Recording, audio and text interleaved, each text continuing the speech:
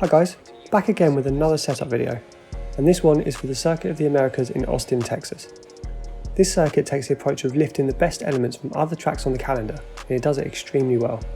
From the first sector S's, lifted straight from Silverstone or Suzuka, through to the tricky turn 15, which is almost a carbon copy of the infamous double apex corner at Bahrain. By replicating the best sections of track from the whole F1 calendar, this US track is extremely fun to drive.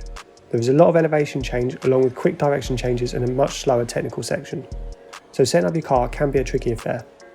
As with all of our setups, this is a race setup designed for 50% races or longer, and they can be used in league racing. If you like this setup, give us a like and subscribe to our channel for more F1 2020 content. So, jumping straight into the setup itself. Around the Circuit of the Americas, you'll want enough front wing angle to avoid you from washing out wide during the first sector, and enough to get your car turned in through the slower second half of the lap. However, you want to run it as low as you can get away with due to the very long straight. Run with 4 on your front wing and 7 on your rear. We did try to lower the front wing to 3, but found the first sector S's extremely hard to get the car turned into, so 4 felt best for us.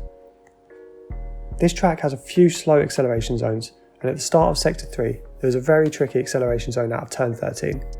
To ensure you don't lose your rear end, go for a 50% on-throttle diff, and pair that with a 58% off-throttle diff. This will help with a little extra rotation throughout the lap. Jumping onto the suspension geometry, this is where we set up our car to try and get a little more turn in through sector 1. By lowering our camber a little and increasing our front toe, you'll have a car which is a little more responsive, allowing you to carry speed through the tricky first sector. Go for -2.8, -1.2, 0.07 and 0.2 here. With all of the elevation changes at this track, you'll want to run a soft suspension. Go for 2 and 4 here, with an anti-roll bar setup of 4 and 9. If you want a car which is a little more responsive, you can increase your rear suspension a touch.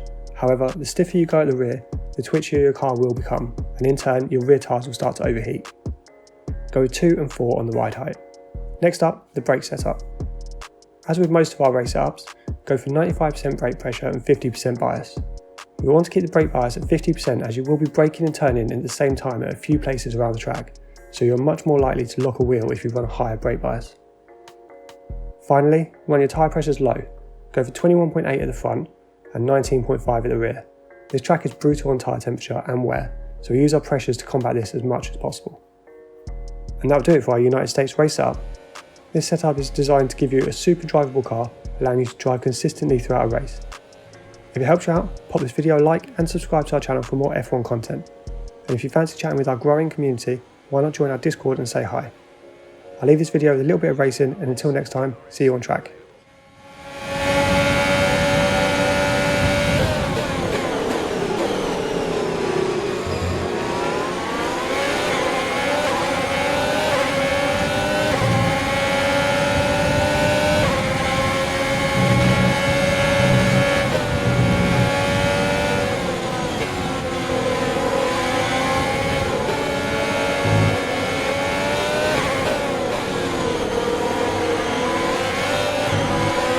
Use your overtake button more, it's time to utilize some of this energy.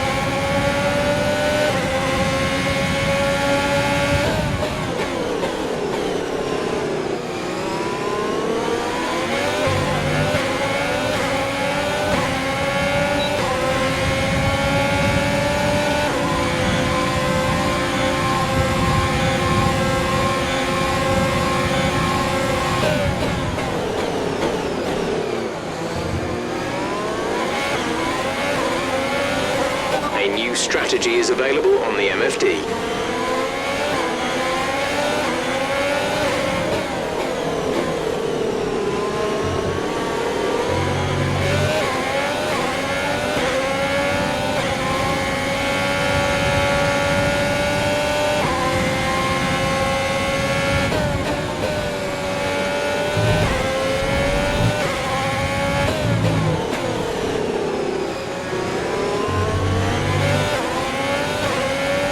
We're approaching the pit window. You'll be on the mediums.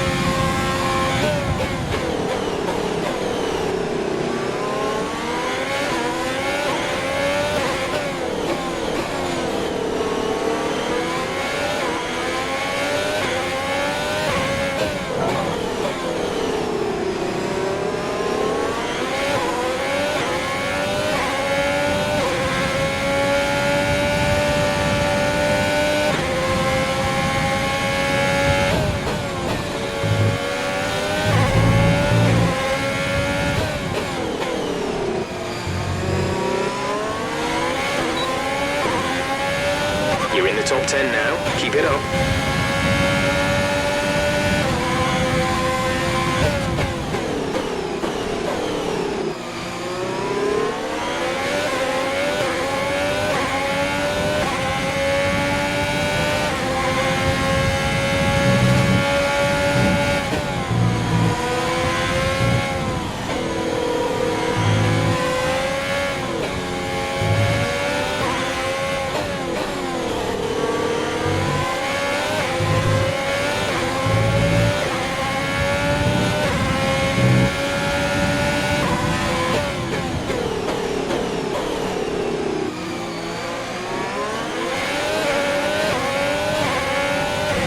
Brilliant. Nice move.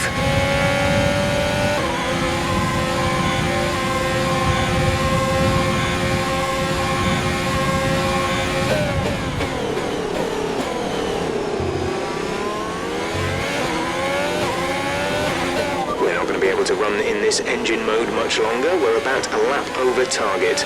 Drop down to mix too soon.